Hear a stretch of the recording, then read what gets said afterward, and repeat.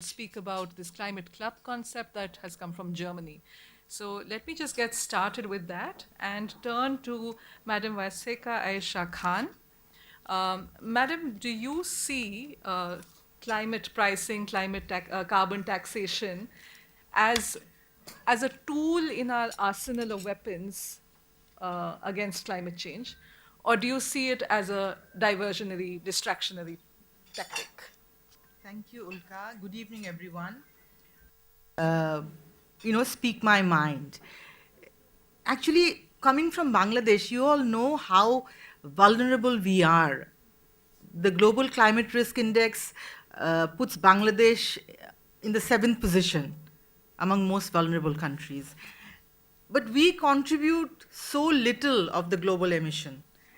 With, it's probably per capita 0.98 ton CO2 emission, and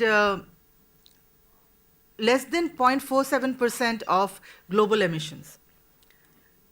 Now, if we are talking about what does Bangladesh need right now, and what do countries like Bangladesh need right now? We need funds to mitigate the effects of climate change. We need funds for adaptation, both. And we need funds. When we're talking about funds, what about the loss and damages? And it's weird talking about human beings. I'm from the coastal area of Bangladesh. I'm from Chittagong. And the home that I grew up in, the home that my father grew up in, the home that my grandfather grew up it's in the middle of the city, in the middle of Chittagong city. Now at high tide, it's the water comes into the courtyard. That is due to climate change. It is due to climate effect. And when it is happening to coastal belts who are more vulnerable, and I have seen newly built schools being washed away, and people's lives are, changed overnight. People are uprooted, and their life, their lifestyle changes. They are becoming poorer. So now if we talk about taxing those poor people, how does that work? That doesn't that I to me it doesn't make any sense. I have, you know, I've worked with finances, I've worked in banks, and I understand the money aspect. But why tax? What is the reason for talking about carbon taxation in the same breath as loss and damage, or adaptation plan, or mitigation? Carbon taxation for poorer countries, for climate vulnerable countries, is not the right approach for this moment. I will leave this at now, and maybe we can talk about it more later. Thank you very much. Mrs. Sinha, I'll turn to you. I mean, Madam said very clearly, we need funds. Do you see the climate club concept as a way of bringing in these much needed funds? Madam Khan is right. Climate change is a planetary emergency. But trying to tackle it with just carbon pricing or a carbon border adjustment mechanism, as the EU is proposing, I wouldn't say is a well considered and well advised proposal. I think we need to approach it very differently.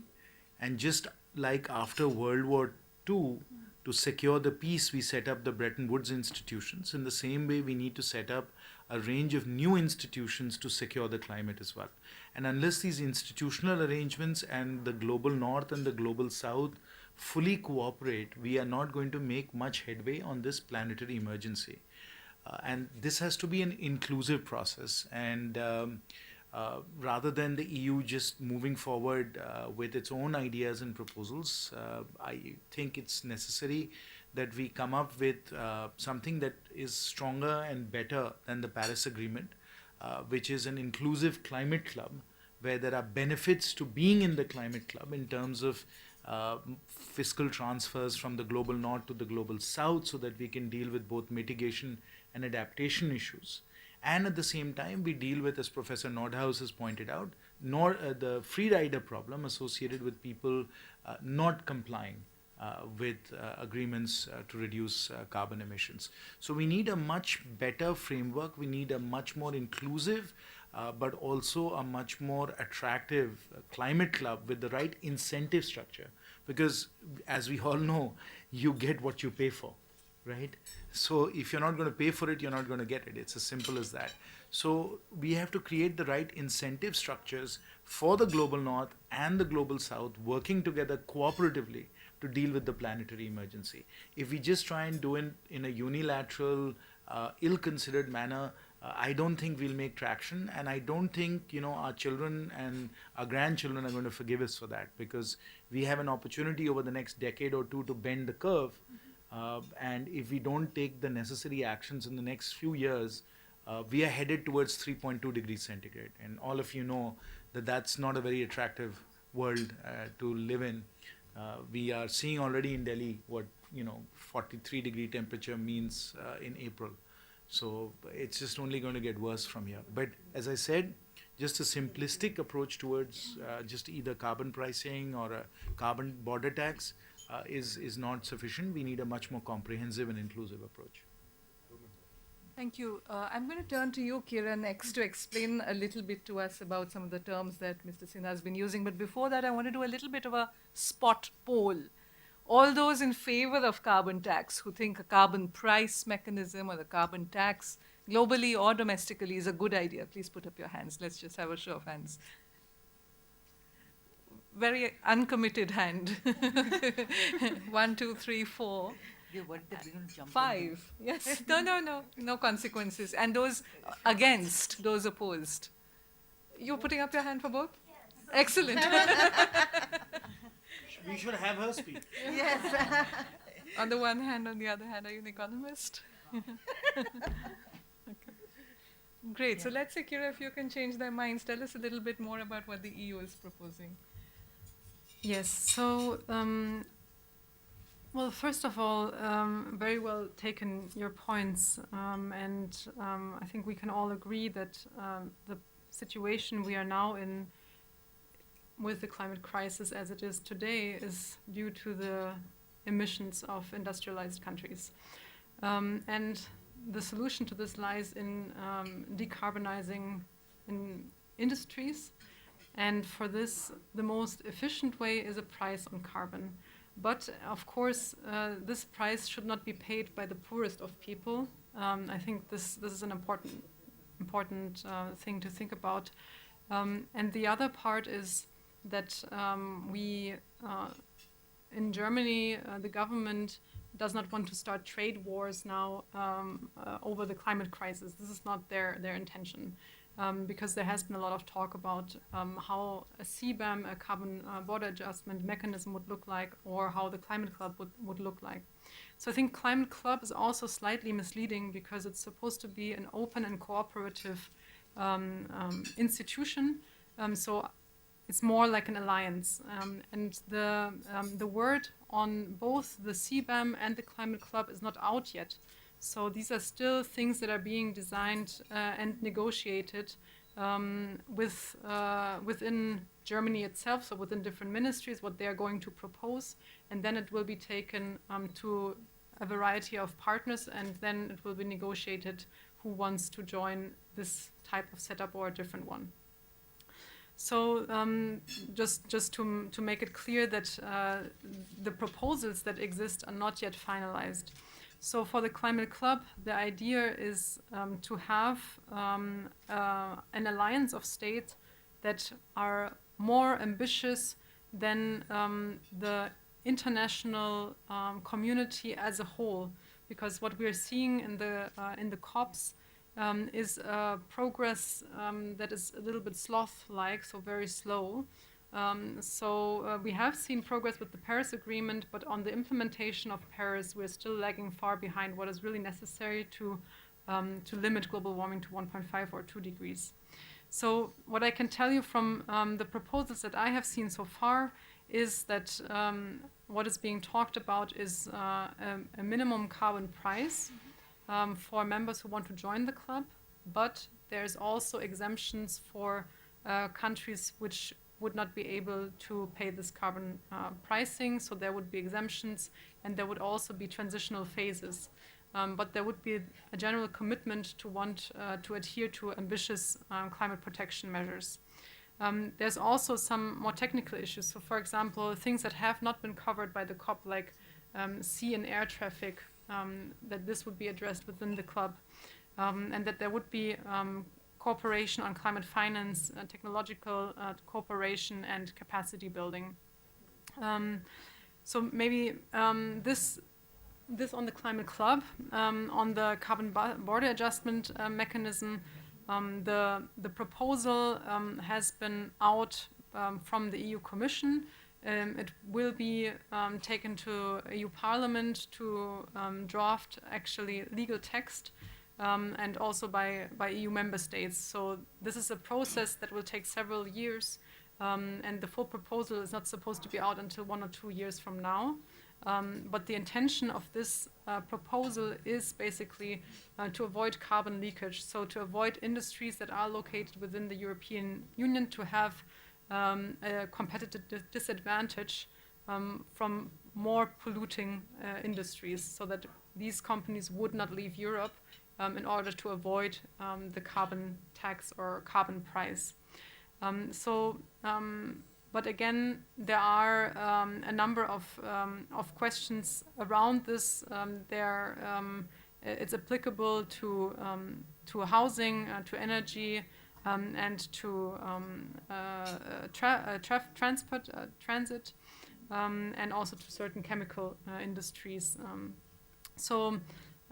Just to close my remarks, I think it's crucial what you said to basically not only talk about mitigation, but also to bring more adaptation questions into this. And I fully understand the frustration around the broken promise of the 100 billion of climate finance. I also understand the loss and damage question. And we have seen in Germany how much it costs to rebuild areas after the flooding that we witnessed in our place last year. So I really understand this, but I also want to mention that Germany has contributed significant amounts to climate finance. We have in the last, from 2015 to 2018, we have contributed 35 billion US dollars, which is more than 3 times than the US has. So there is a difference between different industrialized countries and their contributions to climate finance. And the US, this is also because of the blocking in the US Congress, so they are not able to move as quickly as we are. But I just want to make clear that also within this community of European states, of industrialized nations, there are different scales of commitment. Thank you. I think your point at the end was very important, Kira, because the idea also is that this climate club or other such instruments should create a race to the top rather than a race to the bottom. We kind of spur each other on, so you create an ambition loop. But I think what's also important is the point that she made, that many of these are still at the proposal stage. They're still up for discussion. And with India taking over the G20 presidency later this year, there's actually an opportunity to put our variant of these proposals. So after we hear from Elizabeth and Shirish, we'll actually like to hear from you before we have any second round of comments about any, what would you like to see? What are the questions? What are the, skeptics amongst you feel about some of the things that you're hearing? But let me turn to Elizabeth and then Shirish about, some of the cautionary notes that you've heard the others strike. What is your take on the potential distributional implications of such policies? Or how would you like to bring in more equity and inclusion into these? Sure, and thank you so much, Elke, for having me, and it's nice to be with all of my fellow panelists and the rest of you this evening. I think it's very clear, that wealthy nations have emitted far more than poor, and hopefully Hopefully we'll be able to peak soon and come down. But I think one of the things that we've been thinking about at the Rockefeller Foundation is really what needs to happen, and how our mission in particular is really thinking about how we can solve some of the most intractable problems in the world with science-based philanthropy and data.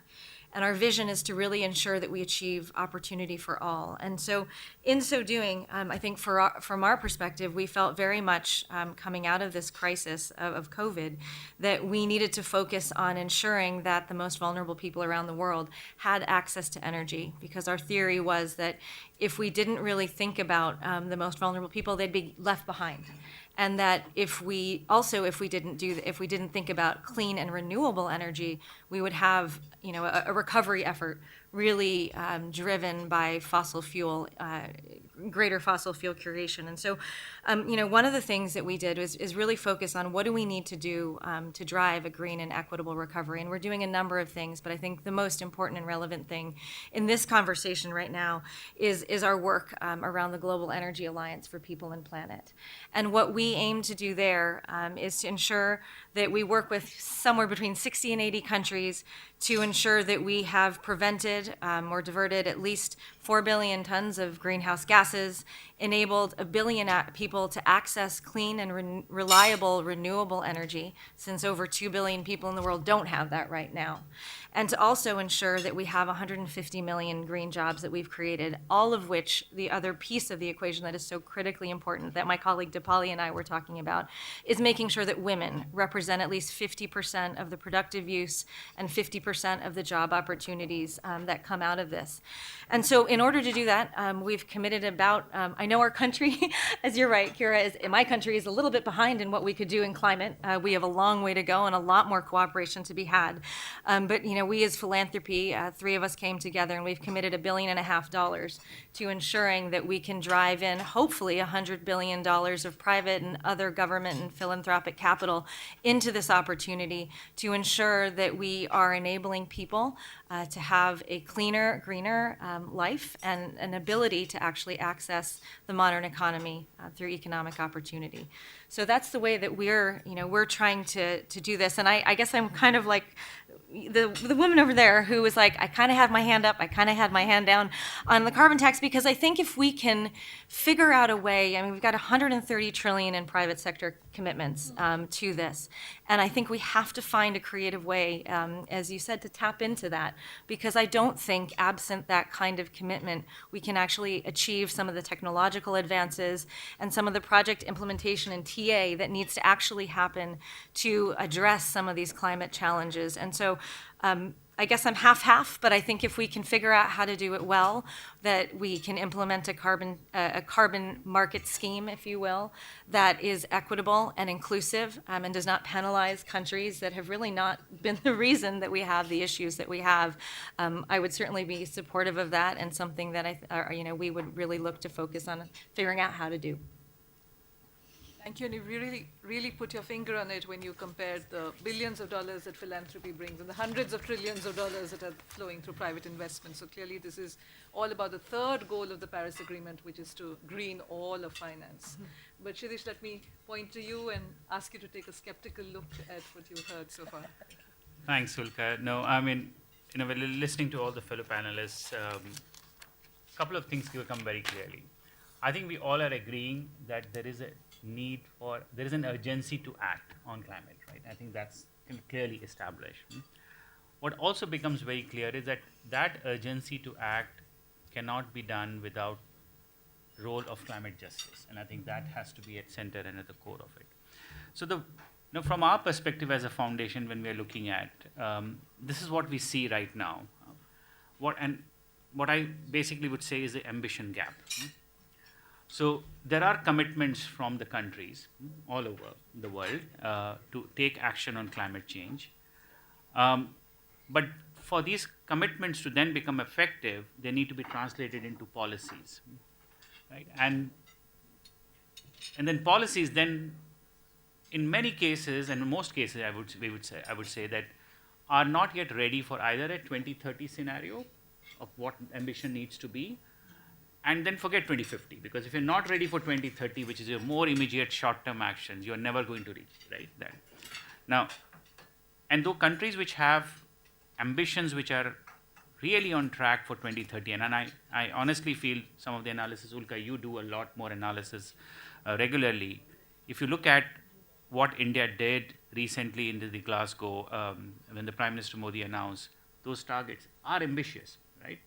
And for an economy where we are and the way we are still growing, it's going to be a huge task for us to achieve it, but they're still very ambitious. And the third pillar of the gap is on the implementation, right? And so if you look at these three aspects, that the policies need to be get converted into implementation, and what we see is the ambition gap, what we see is the gap on the financing front. So unless we do not bridge or close this gap, we are not going to, raise the issue as Madam said, for vulnerable countries, whether it is in South Asia or the other African countries, they will get more and more exposed and more vulnerable, right? So I think that closing that gap with solutions, with ambition, with technology, with policies, standards, all of that is essentially needed. Right? So I think that's something which is to be focused. So our view is that any international cooperation which helps to bridge that gap is going to make the huge difference, especially for those who are most impacted by climate. Now, what we see unfolding is that G7 is not increasing its ambition. It's also not increasing its financial commitments that it has made. It's not fulfilling them. G20 is not moving fast. And as you therefore start getting more and more complicated. So what we therefore need is a complementary platform, right? And I think if the conversations currently on the way the carbon club has to be defined or looked at is still up for discussion, I think the word that was used was on alliance, right? And I think that really makes it more inclusive, because that will then ensure equity or climate justice then becoming central and core to the part of it. So I think that exactly what we need, that we need to bring equity at the center as we start to bridging those gaps. So let me pause here, Ulka. I think that's what I think we need to do. I think that the rationale for doing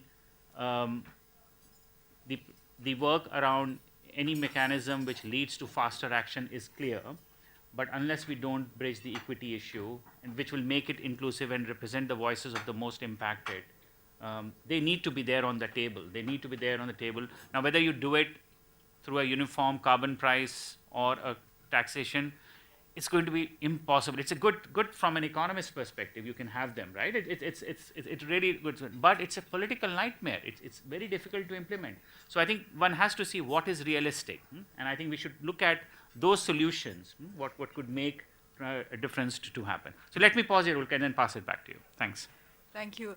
I think as you were speaking, so I'm an economist, I'm not defending economics tools, but we are, given where we are with the climate, yes, given where we are with climate change, I think we are discussing increasingly unrealistic tools, direct air capture, geoengineering. So I think we are sort of throwing everything at it. But let me, with this round of opening remarks, turn to the audience, turn to the participants. You've been hearing about geopolitics and the role of, environmental issues within that. Let me start with you, ma'am, because you raised your hand both for and against. She'll never raise her hand. But please, to all of you, please feel free to share your questions for the panelists, any comments that you have, but let's start with you. So is it a question of why I raised my hands for both? Yes. I agree with all of you, and I don't know as much as you people do, and I'm really excited to be here, just to be hearing. I agree that we need to have carbon tax, but not on poorer people or middle class people. It is a must, but it has to be implemented on the richer corporates who are emitting huge amounts of carbon. So their carbon tax is a must, but not on an everyday laborer or a worker. So that is why I raised my hands for both. Yeah.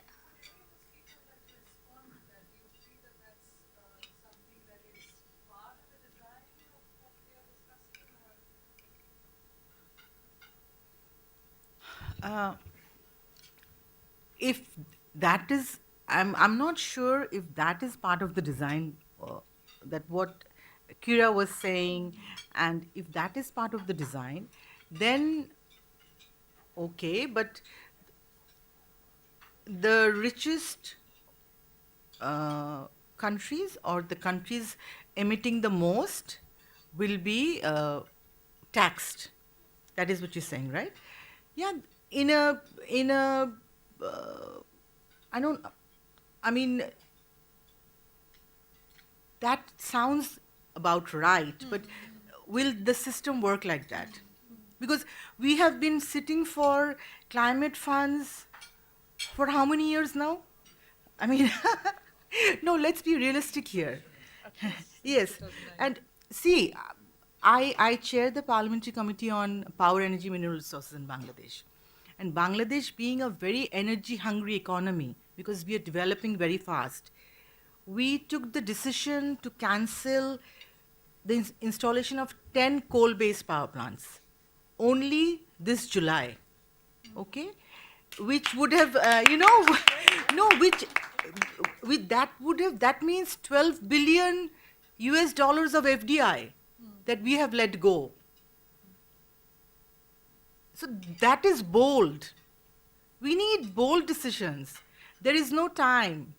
There is no time to beat around the bush. And like, talking about climate clubs, etc., etc., that will take years. What are we going to do now?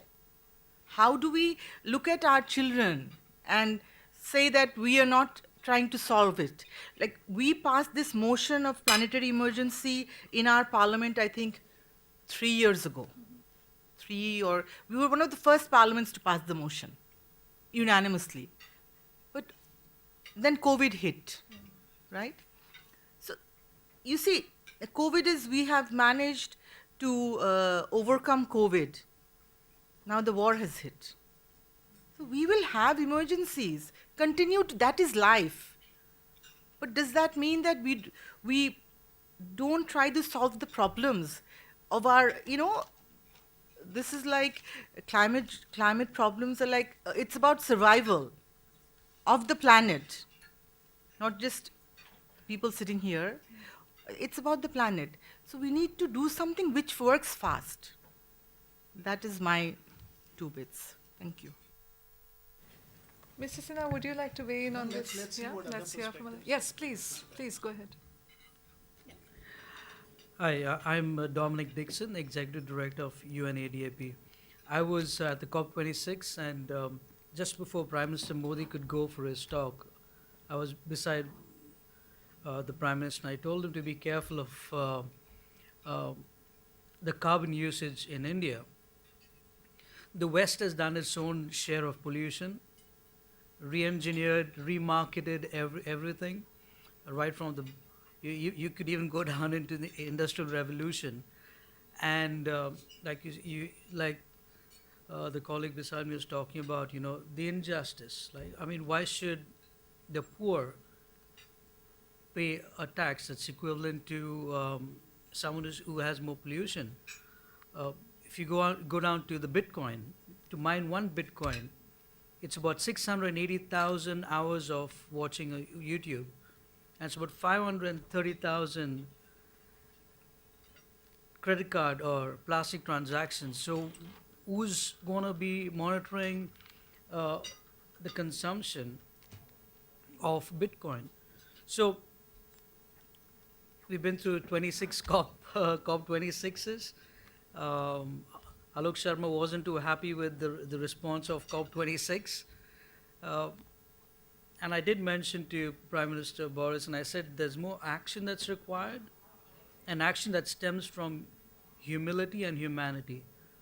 Just 2 weeks ago, I was in Dubai for the MENA conference, and even there, nothing much could be accomplished. So it comes down to action, and Prime Minister Modi is quite poised rather at action rather than words. So I think the Western nations should come down from the high horses and say, look, we messed up. We need to be more we need to be contributors.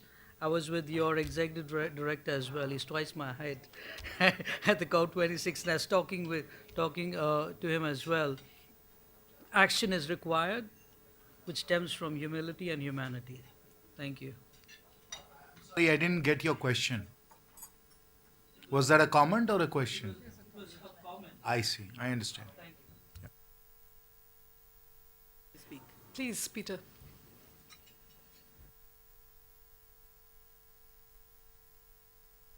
That was the one? Yeah, okay. My name is Peter Rimmele. I'm representing, or was representing, the Konrad Adenauer Foundation in India. I would rather have a comment, and I start with what Mr. Sinha said. Completely right said, we need to act, and we need to act now. So, acting costs money. So we come somewhere, if we want to act, we need the funding. So how do we get it? There are different ideas. If they're the right ones or not, maybe that's not so relevant. Relevant is that you get the funding.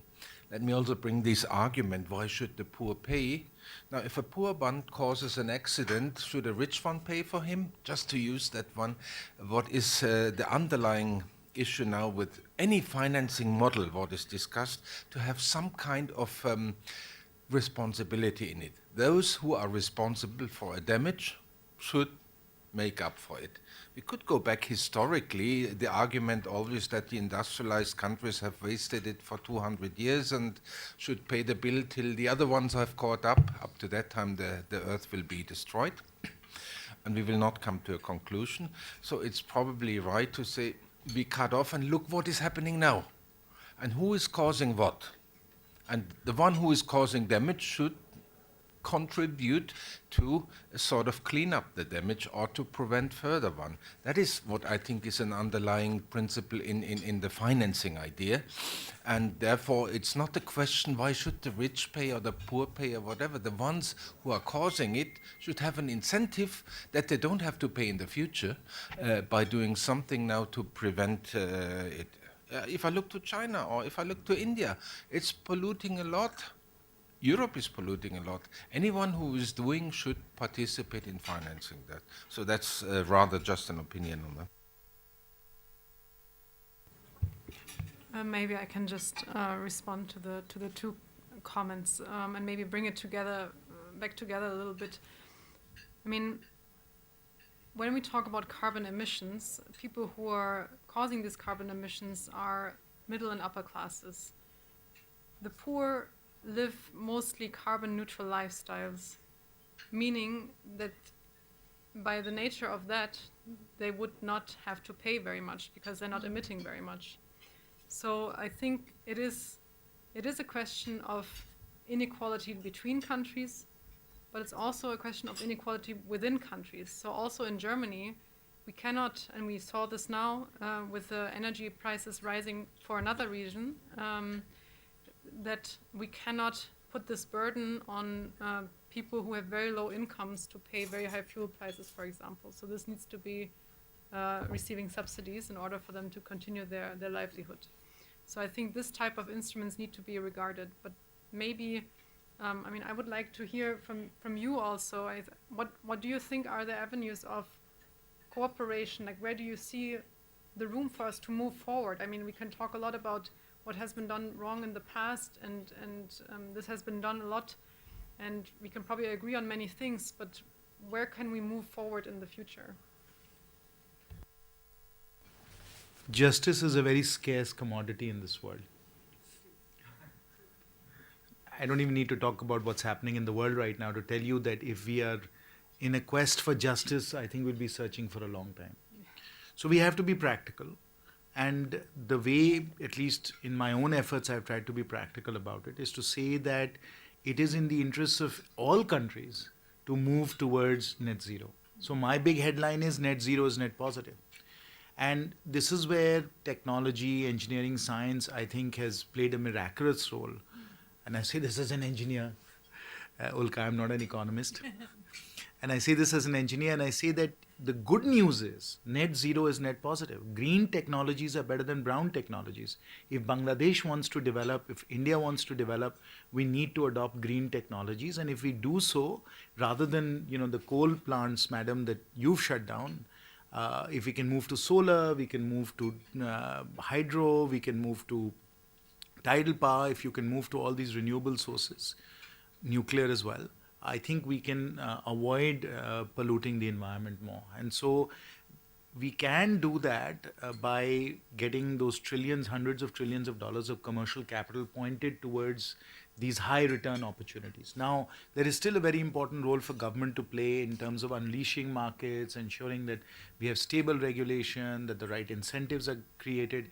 All of those are very important. And then for certain technologies, yes, there has to be more government investment in R&D, more subsidies, more mandates. All of those are also required.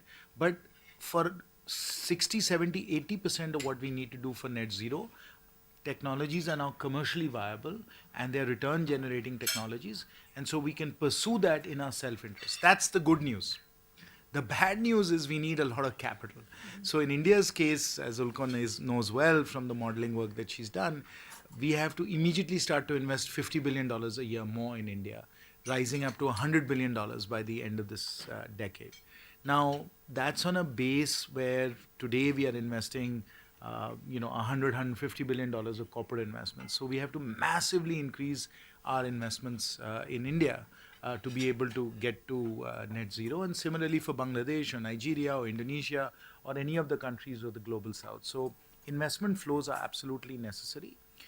But again, as I said, there's plenty of capital available around the world that can actually make this transition and transformation happen. So again, as I said right at the outset, I said we need inclusive and comprehensive climate clubs where we create the framework for capital flows to go from the global north, which has surplus capital right now, to the global south, which is deficient in capital. And it's a win-win because, it's in fact a triple win because obviously we improve the climate, the global north makes money, and the global south benefits in terms of job creation and GDP growth. That's the miracle of technology, folks. That's what technology is doing for us right now. And that's, in my belief, the approach that we have to follow. Thank you. Shirish, I wonder if I could turn to you. Sorry, you have a question. I'll just come back to you, Jujin. I wonder if I could just turn to you just to continue the thought from where Mr. Sinha left it, which is that in practice, in order to operationalize and have the right incentives, I believe you might be able to share one or two examples on what we might learn from other initiatives. I completely agree with Mr. Jayant Sinha that the opportunity that we have now is we need not a larger new climate club, but we need. I would not use the word climate club, but I would say I agree with Kiravan to use the word alliance, right? And a good example of alliance that exists in the world right now, which if it is well financed, can bring transformation, is the International Solar Alliance. It is a group, right, within the larger multilateral process that it exists. So it is like a club which is there. But the only difference is that it does not exclude anyone, right? There is no exclusion principles within that. And, the ambition that it has to eradicate energy poverty, access to electricity for 760 million people still do not have electricity around the world, right? That number should scare most of the policymakers. And that's where we are failing when it comes to the SDGs implementation. So, and solar, with the technology development that have happened, the improvement, the costs coming down, and also storage technologies making rapid improvement, it is already the most cheapest form of electricity. Maybe not yet in Africa because it's still expensive there. That's what our analysis shows. But in South Asia, in Asia, it is now becoming the most cheapest option. So I think if we look at specific alliances which can actually bring transformation, we have something which exists, which it has a huge ambition of, let's say, by 2026, it's want to mobilize $1 billion, right? Now, $1 billion in the world is available. We can actually make that resource available. But I think that's what needs to be made available for Ayesha to achieve its vision that it basically has.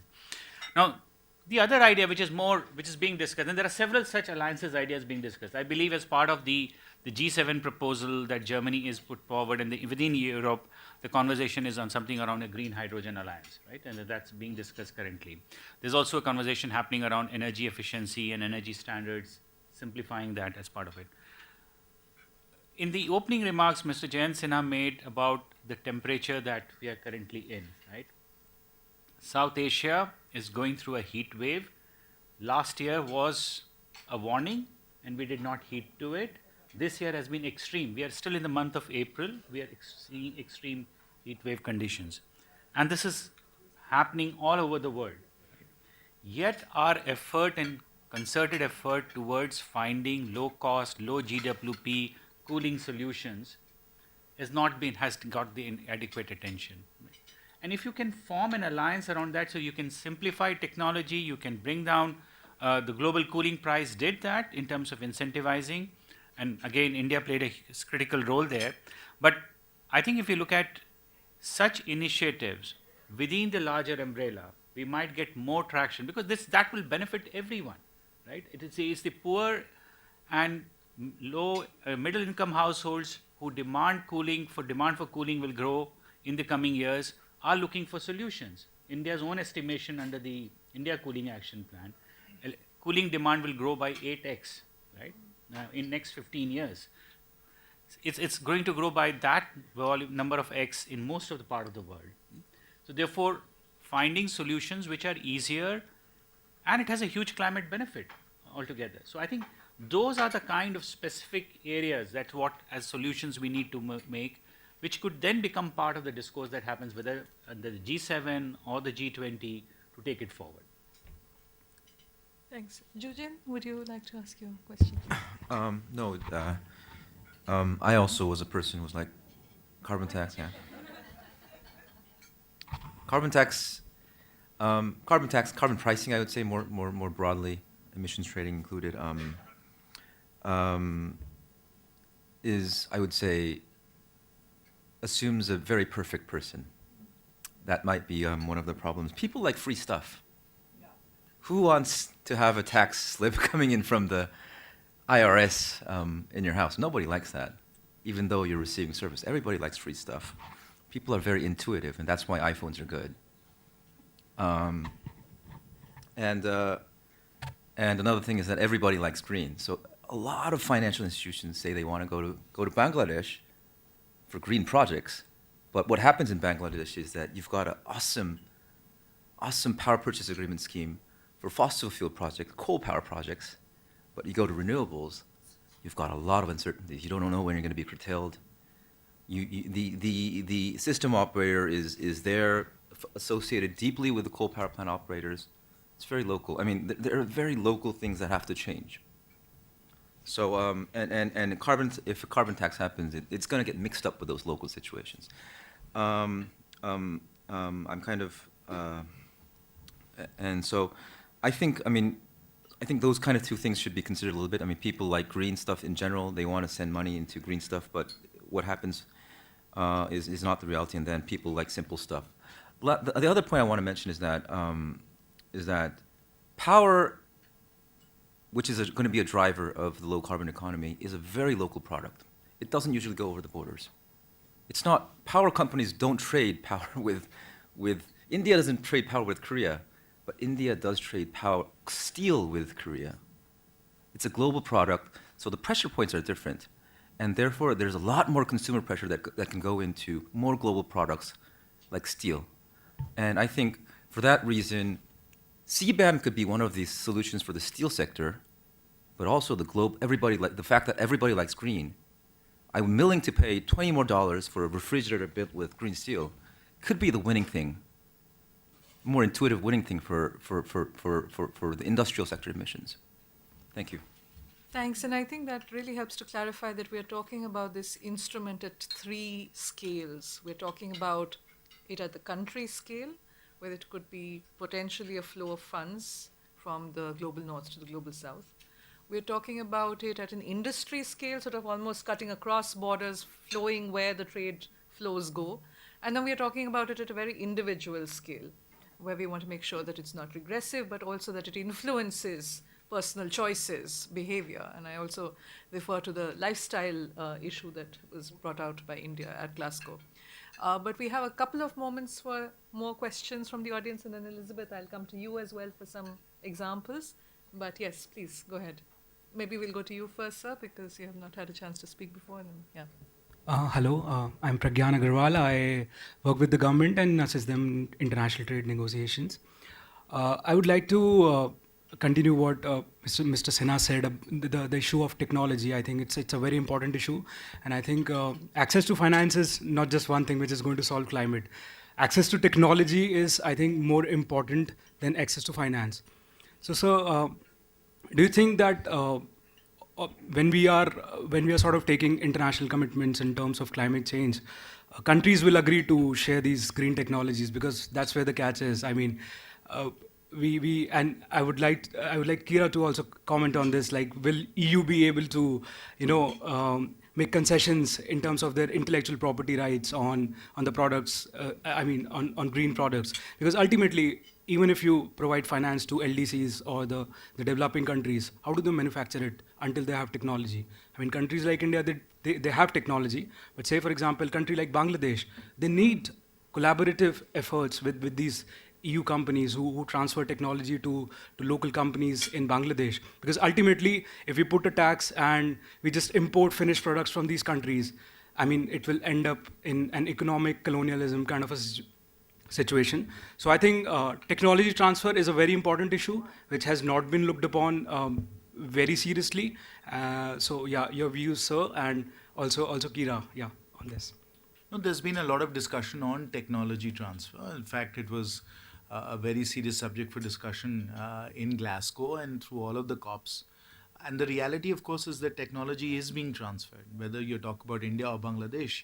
Bangladesh has a lot of natural gas turbines. Those turbines are being built by Siemens or Alcatel or GE. For example, if you look at the solar panels we have in India, many of those are being imported. The technology for solar panels was developed in the US and then further commercialized in China. If you look at our wind turbines, a lot of our wind turbines have been licensed from Danish and Spanish wind turbine manufacturers. Our nuclear technology is all imported. So I wouldn't say that technology is not being transferred. Technology is being transferred very, very quickly and being adapted and commercialized in India, and equally true in Bangladesh.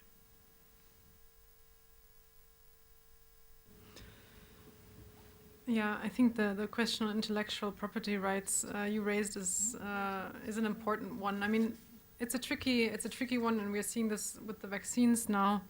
I think for some key technologies, one option would be for governments to buy copyrights on certain key technologies for them to be used in the public. Because you cannot just take these rights from companies who have invested into building them. But one option, and this is actually what happened with the prior model of the camera, of what is now a modern camera, is that it was released the copyright on the first version of what is now a camera, and then it was taken to the next level. So I think maybe this is one thing that could be done. I agree, there's a lot of technology transferred, but I think what has worked is also building capacities, for example, through vocational training. This is something that Germany is doing, is to train people in various vocations and various jobs, because often what happens if you just give technology without having people who can operate it and who can make parts to replace them, is that they just break at some point and then they can no longer be used, and then it's kind of a stranded asset. So I think it's a hot topic, but there's many pitfalls that you have to look at when committing to a certain type of technology transfer. I just realized I didn't introduce myself. I am Arpita from Bangalore, and some of the Indians may know that Bangalore was a cool city, and it's no longer a cool city. We are suffering heat waves. So I have two questions. Maybe there is no right answer to this, but One, should it fall on individuals or the consumers at all? Because most people are trying to get by day to day, and if a hamburger is the most accessible and the cheapest food that they can get their hands on, then they will eat it. So, should it fall on the individuals at all? The second question is, what would it take to make climate crisis as serious as COVID-19 or any other similar diseases or issues? Thank you. May I request Elizabeth maybe to answer the question about food and, bring in some of the other things that you're passionate about as well. And Madam, maybe you could have the last word on what it would take to make it a serious crisis. Thank you for not asking me the next one, but I agree with what my neighbor said, and COVID pales. I mean, I hate to say that, just given the lives lost, but it pales in comparison to climate. And the reality is, if we don't address climate, we will have COVID-20 fill in the blank before we know it.